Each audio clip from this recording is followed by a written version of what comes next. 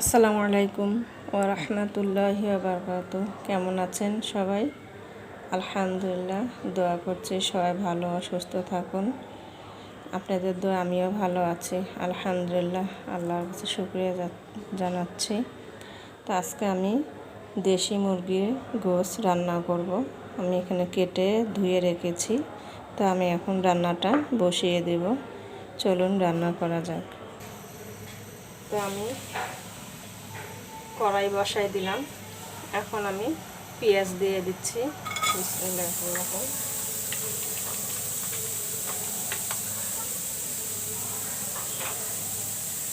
দিব সরিষার তেল,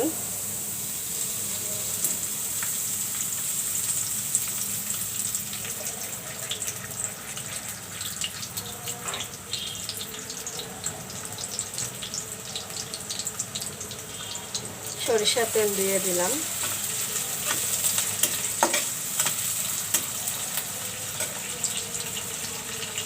তেজপাতা দিয়ে দিচ্ছি,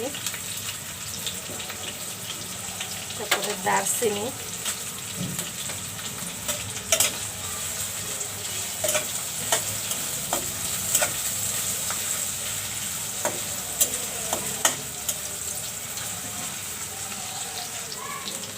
দুটা সাদা এলাচ আর 3টা লবঙ্গ,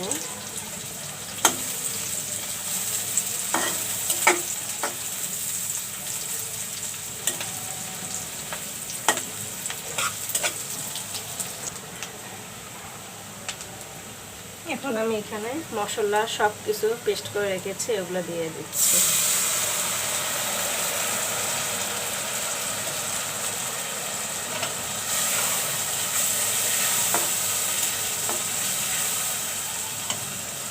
একটু কষিয়ে নিব মশলাটা। মশলা কষানো হয়ে গেছে। এখন আমি এখানে মুরগির গোশতগুলো দিয়ে দেব। দেশি মুরগির গোশতগুলো দিয়ে দিচ্ছি।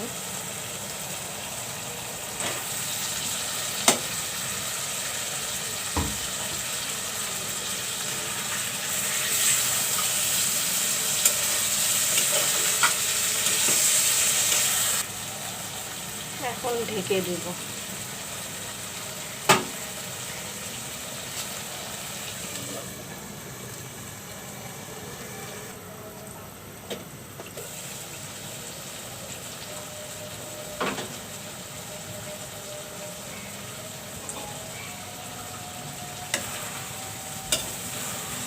তা আমি একটু পানি দিব এখন।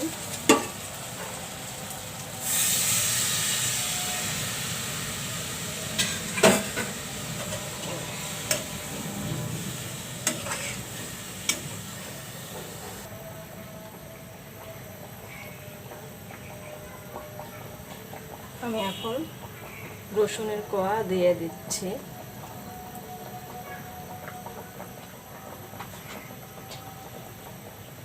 এখন ঢেকে দিব।